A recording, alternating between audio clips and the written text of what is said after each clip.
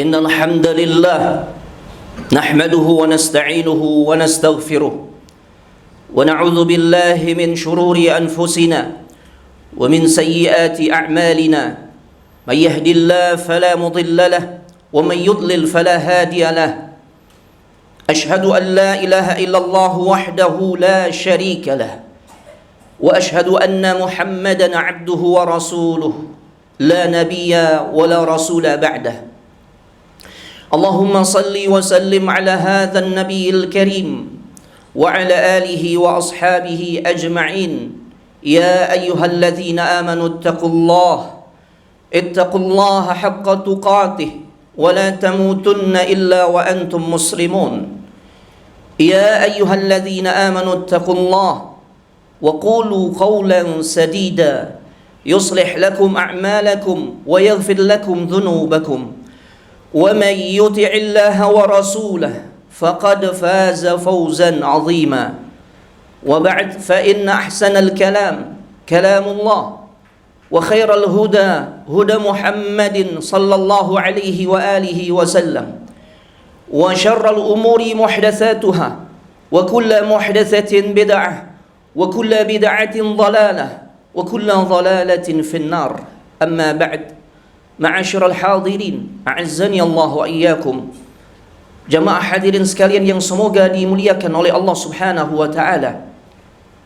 Alhamdulillah, kita sangat bersyukur kepada Allah Subhanahu wa taala. Di siang hari ini bertepatan dengan tanggal 20 Rabiul Awal 1445 Hijriah yang juga bertepatan dengan tanggal 6 Oktober 2023. Bi'aunillahi wa taufiqihi, dengan pertolongan serta taufik dari Allah Subhanahu wa taala, kita bisa hadir di masjid yang kita cintai, yaitu di Masjid Baitur Rahman, untuk sama-sama kita melaksanakan salah satu kewajiban yang Allah perintahkan untuk kita laksanakan, yaitu melaksanakan sholat Jumat secara berjamaah. Yang tentu harapan kita semua adalah semoga ibadah sholat Jumat kita hari ini serta ibadah-ibadah lain yang telah kita lakukan diterima di sisi Allah Subhanahu wa taala. Ma'asyiral hadirin, a'azzani Allah wa iyyakum, bahwasanya Allah Subhanahu wa taala telah memvonis kita semua adalah pasti mati, jemaah. Jangan berpikir kita ini calon mati. Karena kalau kita merasa kita masih calon mati, calon itu bisa jadi bisa enggak. Ada calon presiden, 3 orang kandidatnya, enggak semuanya jadi presiden. Pastinya cuma salah satu atau cuma satu yang kemudian menjadi presiden, sedangkan yang 2 lagi tersisih. Calon, jemaah. Begitu juga kalau kita menganggap diri kita nih calon mati, ini keliru. Sesungguhnya kita semua telah divonis mati oleh Allah Subhanahu wa taala, agar kita semakin mawas diri, agar kita nggak lalai, agar kita mempersiapkan diri, mempersiapkan bekal terbaik untuk satu titik yang pasti kita akan temui, yaitu al-maut. Di banyak ayat Allah Subhanahu wa taala menegaskan tentang vonis mati terhadap diri kita semua. Kullu nafsin dha'iqatul maut. Setiap yang bernyawa, setiap jiwa itu pasti akan merasakan yang namanya kematian. Kita semua pasti mati, jemaah. Oleh karenanya, ketika kita menyadari, meyakini bahwasanya kematian itu adalah sebuah keniscayaan, maka tentu bagi orang-orang yang cerdas, mereka yang mempersiapkan bekal untuk menghadapi kematian tersebut. Bukan perkara masalah kematiannya, karena itu adalah sebuah keniscayaan yang gak akan pernah mungkin siapapun di antara kita mampu menghindarinya. Walau kuntum fi burujim musyayyadah, sekalipun kita bersembunyi di balik benteng yang tinggi nan kokoh, jika kematian itu datang, maka tidak ada satupun di antara kita yang mampu untuk menghindarinya. Dan sifat kematian, la yastakhiruna sa'atan wa la yastaqdimun, dia nggak bisa ditunda ataupun dipercepat, jemaah. Yang jelas dia pasti akan datang menemui kita semua. Oleh karena yang terpenting adalah bagaimana agar pada saat kita menemui kematian itu, kondisi kita dalam keadaan husnul khatimah, kematian yang baik, akhir kehidupan atau ending yang baik. Itu yang sangat kita harapkan. Apa saja kiat-kiat untuk meraih husnul khatimah? Yang pertama, para ulama katakan, hendaklah kita semua untuk benar-benar mentauhidkan Allah dan terus istiqamah di atas tauhidullah. Di dalam Al-Quran Allah Subhanahu wa ta'ala berfirman, innal ladzina qalu rabbunallah thumma istaqamu. Sesungguhnya orang-orang yang berkata Rabb kami hanyalah Allah. Artinya ini orang benar-benar mentauhidkan Allah. Tapi nggak cukup hanya sebatas itu. Dia harus tetap mempertahankan tauhidnya sampai kematian menjemputnya. Makanya Allah berpesan di dalam ayat tersebut, tsumma istaqamu. Kemudian engkau istiqamahlah di atas tauhid tersebut. Kita nggak ingin ketika Allah tunjukkan sebagai sebuah pelajaran buat kita semua.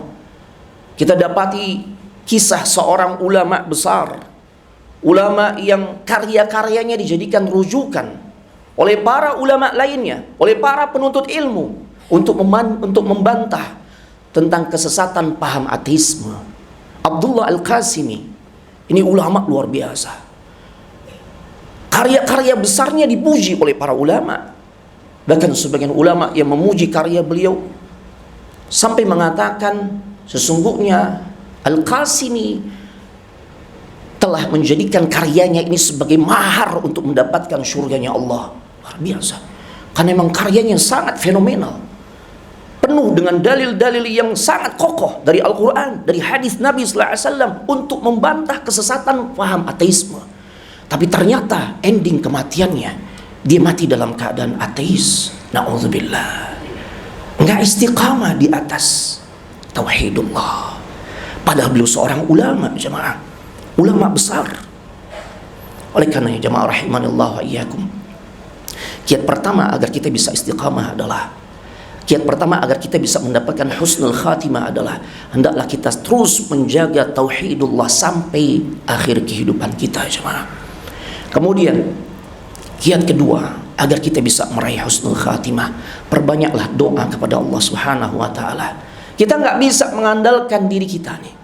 Makanya ketika kita mengucapkan atau membaca zikir pagi dan petang, ada untayan doa di mana kita menyadari kita nggak bisa bersandar dengan kemampuan diri kita, walaupun sekejap mata, jemaah. Ya Hayyu Ya Qayyum birahmatika astaghits aslih li sya'ni kullah wa la takilni ila nafsi tarfata ain. Kita minta kepada Allah di ujung doa tersebut, jangan engkau biarkan diriku ya Allah menyandarkan atas kemampuan diriku untuk melaksanakan semua ragam apa yang harus kita jalani di kehidupan dunia ini. Kita butuh pertolongan Allah, termasuk di dalam rangka agar kita bisa terus beriman kepada Allah. Kita butuh pertolongan Allah sehingga mudah-mudahan kita bisa meraih husnul khatimah. Perbanyak doa. Jangankan kita manusia biasa yang penuh dengan dosa, yang penuh dengan maksiat, yang bergelimang dosa nggak terhitung banyaknya. Sampai-sampai Nabi SAW telah mengatakan, kullu bani Adam khata' wa khairul khata'ina at-tawwabun. Semua anak cucu Nabi Adam, semua mereka adalah khata'. Nabi SAW menggunakan sigat mubalaghah. Nabi nggak mengatakan kita ini khati'. Kalau menggunakan kata khati' berarti kesalahan masih bisa dihitung. Tapi Nabi gunakan ya dengan kata khata' yang artinya kesalahan kita nggak terhitung banyaknya. Terus menerus berulang kita melakukan kesalahan dan dosa. Dan tidak sedikit dosa-dosa yang kita lakukan adalah dosa-dosa besar, yang kalau bukan karena ampunan Allah, maka berat bagi kita untuk mendapatkan husnul khatimah. Oleh karenanya perbanyak doa kepada Allah agar Allah karuniakan kita husnul khatimah. Sampai seorang nabi yang dijamin tentunya masuk dalam surganya Allah Subhanahu wa ta'ala, kedudukannya mulia di dunia dan di akhirat, luar biasa. Beliau mengungkapkan untayan doa yang dimana dalam untayan doa tersebut mengandung makna beliau berharap agar dimatikan dalam keadaan husnul khatimah. Nabi Yusuf alaihissalam di dalam surah Yusuf, Allah abadikan untayan doa beliau dalam surah Yusuf ayat ke-101, tawaffani muslima wa alhiqni bisalihin. Wafatkan aku ya Allah dalam keadaan berserah diri, dan masukkan aku termasuk golongan orang-orang saleh. Masya Allah. Apalagi kita jemaah rahimanillah wa iyyakum, nggak ada di antara kita yang mendapatkan jaminan kemuliaan di surganya Allah. Kita cuma bisa berharap, yang tentu harapan tersebut diiringi dengan rasa cemas. Ya Allah. Makanya tentu kita harus lebih bersungguh-sungguh untuk memperbanyak doa kepada Allah agar Allah karuniakan husnul khatimah untuk kita semua. Allahumma inna nas'aluka husnul khatimah wa na'udzubika min su'il khatimah. Ya Allah, kami mohon ya Allah, karuniakan kepada kami husnul khatimah. Kami berlindung kepadamu ya Allah, jangan sampai kami mati dalam keadaan su'ul khatimah. Ma'asyiral hadirin azzani Allah wa iyyakum. Adapun kiat ketiga untuk mendapatkan husnul khatimah, para ulama katakan berhusnuzanlah kita kepada Allah Subhanahu wa taala. Husnuzan, prasangka baiklah kita kepada Allah. Jangankan kepada Allah, kepada manusia saja Allah perintahkan kita untuk berprasangka baik. Ya ayyuhalladzina amanu ijtanibu katsiran minadh-dhann inna ba'dadh-dhanni itsm. Wahai orang-orang yang beriman, jauhilah oleh kalian sebagian besar dari prasangka. Sesungguhnya sebagian dari prasangka itu adalah dosa. Tidak lain prasangka tersebut yang sifatnya buruk. Tapi kalau prasangka kita baik, maka ini dianjurkan jemaah. Kita diperintahkan untuk berprasangka baik kepada manusia, apalagi tentu kepada Allah. Lewat untayan-untayan doa yang kita sampaikan agar Allah berikan kebaikan kepada kita, itu bukti nyata kita berprasangka baik kepada Allah, agar Allah mengakhiri kehidupan kita dengan cara yang baik, yang tentunya dibarengi dengan amal yang baik. Aqulu qawli hadza wa astaghfirullah li wa lakum wa lisairil muslimina wal muslimat wal mu'minina wal mu'minat fastaghfiruhu innahu huwal ghafurur rahim. Alhamdulillah hamdan katsiran tayyiban mubarakan fihi kama yuhibbu rabbuna wa yarda. Ashhadu an la ilaha illallah wa ashhadu anna Muhammadan abduhu wa rasuluh. Allahumma salli wa sallim ala hadzal nabiyil karim wa ala alihi wa ashabihi ajma'in. Ma'asyiral hadirin rahimani Allah wa iyyakum. Jemaah hadirin sekalian, semoga dirahmati oleh Allah Subhanahu wa taala. Adapun kiat berikutnya untuk meraih husnul khatimah adalah diperintahkan kita untuk memperbanyak perkara yang memutus segala bentuk kelezatan. Tidak lain, kita diperintahkan untuk sering mengingat mati jemaah. Allahu Akbar. Ternyata para ulama katakan mengingat mati itu salah satu bentuk ibadah. Bagaimana tidak dikatakan ibadah, sampai-sampai Nabi sallallahu alaihi wasallam perintahkan kita, aksiru, perbanyaklah oleh kalian dzikra hadhimil ladzat, mengingat perkara yang bisa memutus segala bentuk kenikmatan. Tidak lain, sering ingat mati jemaah. Karena orang jika sering mengingat mati, Allah akan karuniakan kepada dirinya beberapa perkara. Yang pertama, dia akan semangat ibadah. Makanya di antara tips agar kita bisa meraih sholat yang khusyuk adalah, cobalah rasakan sensasi bahwasanya sholat yang nanti kita akan kerjakan itu adalah sholat muwaddi', sholat terakhir kita, sholat perpisahan kita. Biasanya seseorang ketika mendapatkan the last chance, kesempatan terakhir, dia pasti akan maksimal memanfaatkan kesempatan itu. Kenapa? Setelah itu dia tidak punya kesempatan lagi. Begitu juga jemaah. Tatkala seseorang sering mengingat mati, dia akan maksimal beribadah. Karena dia merasa kesempatan dia beribadah udah gak ada lagi jemaah. Allahu Akbar. Sering-sering mengingat perkara kematian membawa banyak manfaat. Di antaranya adalah raqiqul qalbi, melembutkan hati kita. Boleh jadi ada di antara kita nih yang ketika melaksanakan perintah untuk mengerjakan salat 5 waktu, kita masih sering melalaikannya. Atau kita salat tatkala kita lagi mood saja, kita lagi enak, lagi nyaman, kita salat, ya. Tapi kebanyakan hari-hari kita jalani, kita tinggalkan itu salat. Allahu Akbar. Sering-sering ingat mati. Jangan sampai tatkala jasad kita sudah dipendam di dalam tanah, nggak ada kesempatan lagi jemaah bagi kita untuk memperbaiki amal kita, untuk mengerjakan salat. Makanya sebagian ulama sampai mengatakan, sekiranya penghuni kubur diizinkan oleh Allah untuk mereka hidup kembali ke alam dunia, di antara permohonan yang mereka ingin tunjukkan saat dikembalikan ke dunia dan mereka sampaikan kepada Allah, yaitu mereka pengen tuh bisa salat jemaah. Makanya walaupun maknanya dalam makna yang umum, farji'na na'mal salihah, kembalikan kami ya Allah agar kami bisa amal saleh. Di antaranya apa? Agar kami bisa salat ya Allah.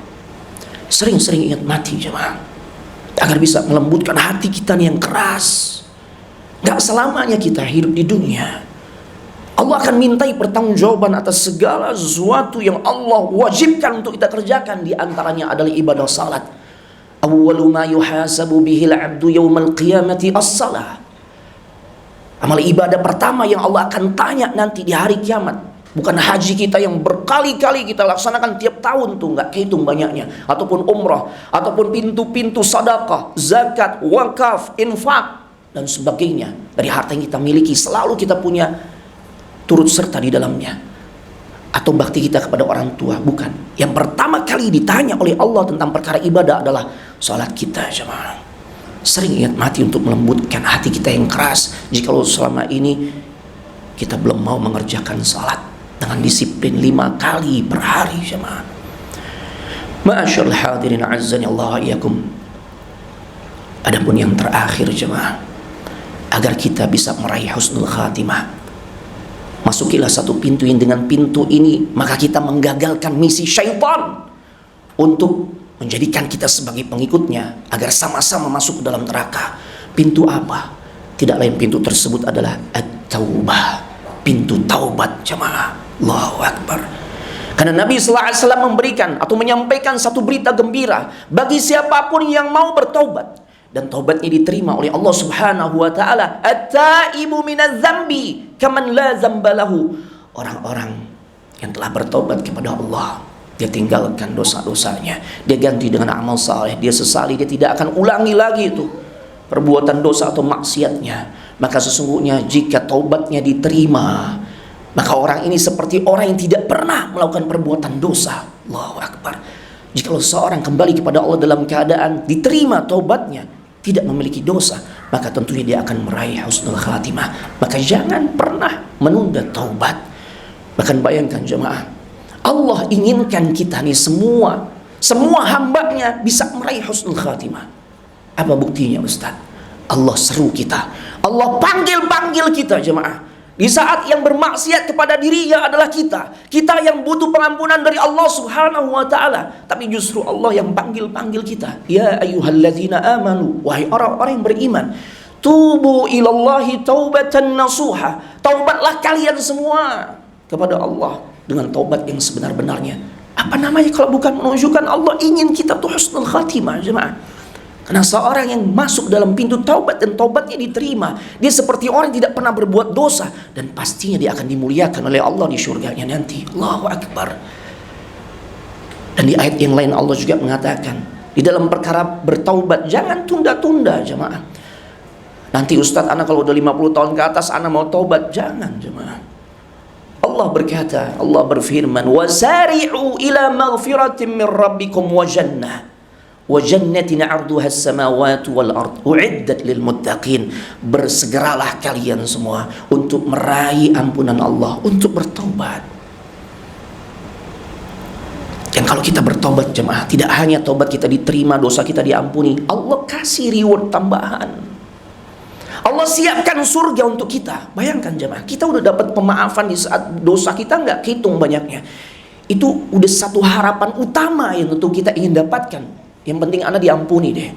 Kita pernah berbuat dosa-dosa besar kepada seseorang, padahal orang itu udah berbuat baik kepada kita. Kita datang, kita minta maaf. Satu hal yang sangat kita harapkan, orang itu berikan untuk kita, dia maafin kita. Selesai. Kita nggak berharap kita nggak berharap lebih. Kita nggak berharap kalau orang itu maafkan, orang itu juga kasih duit ke kita. Enggak.